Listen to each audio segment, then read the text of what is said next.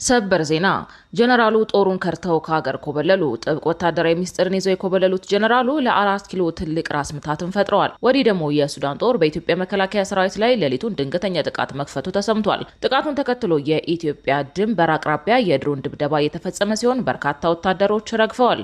የከበረ ሰላምታችን በያላችሁበት ይድረሳችሁ። ለአሁኑ የተደመጡና እናንተን የሚመጥኑ መረጃዎችን አጠናቅረን መተናል። አስቀድማችሁ ቪዲዮን ላይክና ሼር በማድረግ አብራችሁ እንድትቆዩ ግብዣችን ነው። ዋና ዋናዎቹን እናስቀድም። ጀነራሉ ጦሩን ከርተው ኮብልለዋል። በሰራዊቱ መካከል ከባድ አለመተማመን የፈጠረ ክስተት ተፈጥሯል። ከአዲስ አበባ እስከ መቀሌ የቋጠሩትን ሚስጥር ይዘው አሜሪካ የገቡት ጀነራል ከዛሬ ነገ ጉድ ዘረገፉ ተብሎ እየተጠበቁ ነው። በህወሓትና በፌዴራል መንግስት መካከል የተባባሰው ውጥረት ባየለበት ወቅት በመኮብለላቸው ካሉበት አሜሪካ አማራጭ ተልኮባቸዋል። ዝርዝም እናስደምጣችሁ ይሆናል። የሱዳን ጦር ባልተጠበቀ አቅጣጫ የመከላከያ ሰራዊት ላይ መጠነ ሰፊ ጥቃት ከፈተ። በዚህ ጥቃት የህወሓትና ጉሙዝ ታጣቂዎች ከሱዳን ኃይሎች ጎን ተሰልፈው እየተዋጉ ሲሆን የድሮን ድብደባም ተፈጽሟል። በርካታ ወታደሮች እንደ ቅጠል የረገፉበት ይህ ውጊያ ዛሬም ሲቀጥል ግድቡ አቅራቢያ ከፍተኛ ትኩሳት ተከስቷል። ተሰምቷላችሁ። አሰብ ላይ ለመስፈር የተዘጋጀው የግብጽ ጦር በሁለት አቅጣጫ ኢትዮጵያ ላይ ጥቃት ለመክፈት ወታደራዊ ስብሰባ ማድረጉ ታወቀ።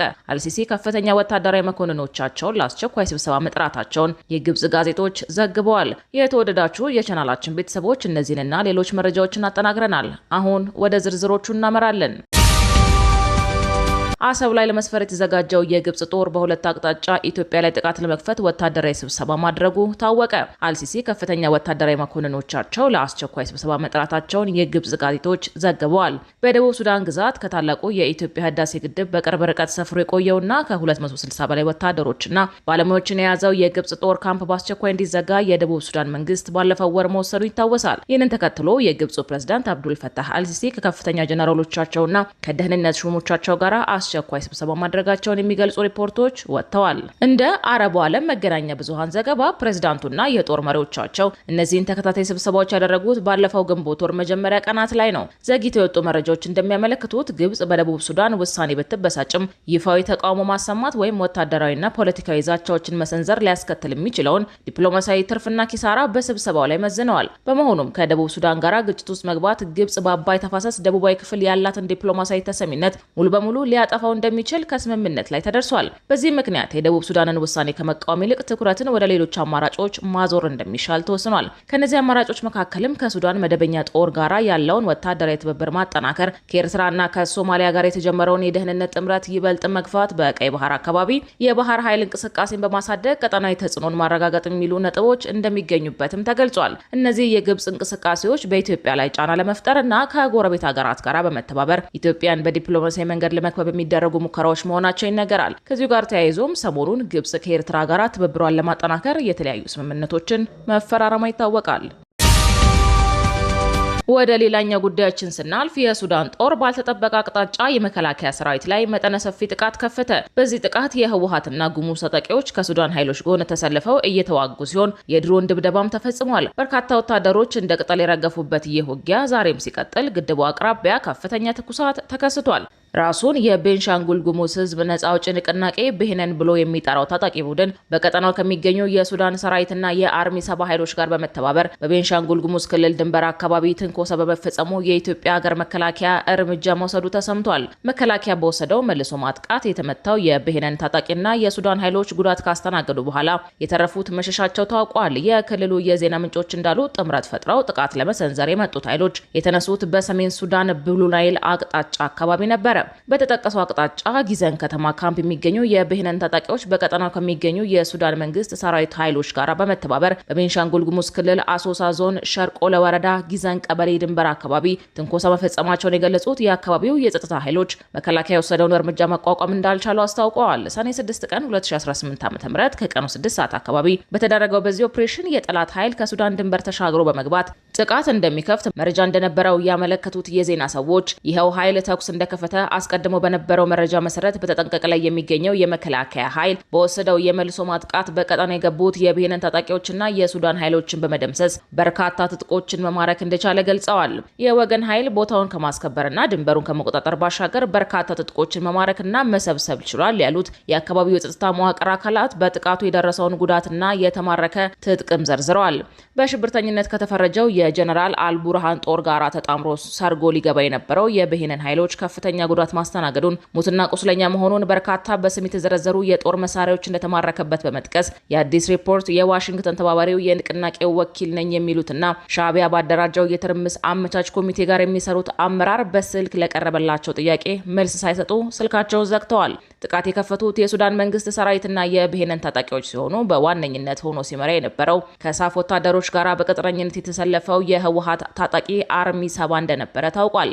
ከጸጥታ ኃይሎች በተገኘ መረጃ መሰረት ተባብረው የመጡት አካላት የሀገር መከላከያ የተለያዩ ምድብተኞች ባደረጉት የተቀናጀ ኦፕሬሽን እርምጃ ተወስዶባቸዋል። ለጊዜው ቁጥራቸው ያልተገለጹ ሙትና ቁስለኛ ምርኮኛ ሆነዋል። ተተኳሽ ጨምሮ የቡድንና የነፍስ ወከፍ መሳሪያ ተማርኳል።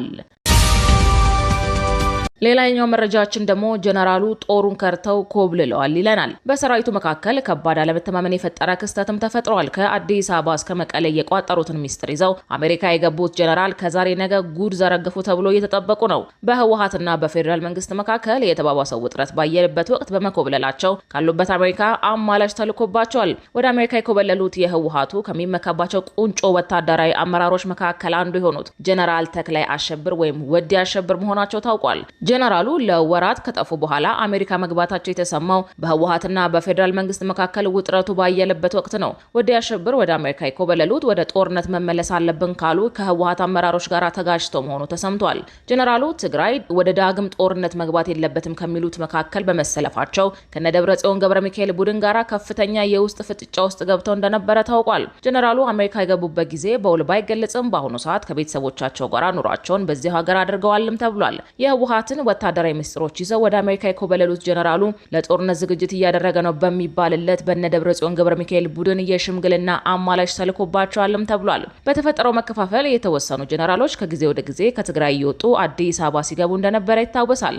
እስከ መታሰር ድረስ የዘለቁት ጀነራሎቹ አዲስ አበባ ከገቡ በኋላ አፋር ክልል የሚንቀሳቀሰውን ሀራ መሬት ተቀላቅለው እየመሩ መሆኑን ታውቋል። ወዲ አሸብር ግን ወደ አፋር በረሃ መውረድንም እንዲሁም ደግሞ ወደ አዲስ አበባ መክተምን አልፈለጉምም ተብሏል። ጀነራሉ አስቀድሞ በቤተሰቦቻቸው በኩል አሜሪካ ባደላደሉት ምቹ ሁኔታ ጠቅልለው መኮብለላቸውን በቅርበት የሚያውቋቸው ሰዎች መረጃ አውጥተዋል። ጀነራሉ ከ2 ዓመት ገደማ በፊት በፕሪቶሪያው ስምምነት ብልጽግናን ብቻውን ፀሐይ ላይ አስጥተነዋል በሚል ንግግራቸው ይታወሳሉ። ጀነራሉ በወቅቱ ያደረጉት ንግግር የፕሪቶሪያ ውል ለኛ ትልቅ እድል ይዞልን የመጣው ትላንት አብረው ሆነው የወጉን ጠላቶቻችን ዛሬ እርስ በርሳቸው እየተዋጉ ነው የሚል ነበር። ህወሓትና የፌዴራል መንግስት በተዋጉበት የ2 ዓመት ጦርነት ከመንግስት ጎን ተሰልፈው የነበሩት የፋኖ ኃይሎችና ሻዕቢያ ዞሮ ጠላት መሆናቸው ለህወሓት ፌሽታ መፍጠሩን በይፋ የተናገሩት እኚሁ ጀነራል ናቸው። በፕሪቶሪያው ስምምነት ማግስት በመንግስትና በፋኖ ታጣቂዎች መካከል ግጭት ተቀስቅሶ ዛሬም ድረስ መቀጠሉ የሚታወቅ ሲሆን የኢትዮ ኤርትራ መካከልም ከፍተኛ ውጥረትም ተፈጥሯል። ትላንት ተሰብስበው ሲወጉን የነበሩት ኃይሎች ከፕሪቶሪያ ውል በኋላ እርስ በርስ እየተዋጉ ነው፣ ሌሎቹ ደግሞ ማዶ ለማዶ ሆነው ተኮራርፈዋል ማለታቸው ይታወሳል። ጀነራሉ በወቅቱ ባደረጉት ንግግር የፕሪቶሪያ ስምምነት ትላልቅ ኃይሎችን ከፋፍሎ በእኛ መሀል የተወሰነም ቢሆን ሰላም እንድናገኝ አቅም እንድናሰባስብና ትንፋሽ እንድንሰበስብ ረድቶናል በማለት የጦርነት ዝግጅቱ የቆየ መሆኑን ጠቁመው ነበረ። ወደ ውጭ መረጃችን ስናልፍ አሜሪካና ሩሲያ ስትራቴጂካዊና አውዳሚ ቦምብ ጣይ የጦር አውሮፕላኖቻቸው በደረሰባቸው አደጋ ወደሙ። የሩሲያና የአሜሪካ አየር ኃይል ንብረት በሆኑ ስትራቴጂካዊ የቦምብ ጣይ አውሮፕላኖች ላይ በተለያዩ አካባቢዎች በመከስከስ በደረሰ አደጋ መውደማቸውን ወታደራዊ ባለስልጣናቶች አስታውቀዋል። የሁለቱም ሀገሮች ከፍተኛና አውዳሚ የሚባል ቦምብ ተሸካሚ የሆነ ንብረታቸውን እንዳጡ ተዘግቧል። የሩሲያው በሳይቤሪያ ሲከሰከስ፣ የአሜሪካው ደግሞ በካሊፎርኒያ ነው። ሩሲያ 4ቱም የበረራ አባሎች የተረፉ ሲሆን አሜሪካ ግን 8 የበረራ አባሎች ሙሉ በሙሉ ሞተዋል። በሩሲያ በኩል አንድ የሀገሪቱ አየር ኃይል ንብረት የሆነው ቱ-22 ኤም3 የረጅም ርቀት ስትራቴጂካዊ የቦምብ ጣይ አውሮፕላን በሳይቤሪያ ኢርኩትስክ ግዛት ውስጥ መከስከሱን የሀገሪቱ መከላከያ ሚኒስቴር አስታውቋል። አውሮፕላኑ አደጋ የደረሰበት መደበኛ የልምድ በረራ እያደረገ በነበረበት ወቅት እንደሆነ የገለጸው የመከላከያ ሚኒስትሩ በአውሮፕላን ውስጥ የነበሩት 4ቱም የበረራ አባላት አውሮፕላኑ መሬት ጋር ከመጋጨቱ በፊት በሰላም ፓራሹት ተጠቅመው መውጣት ችለዋል ብለዋል።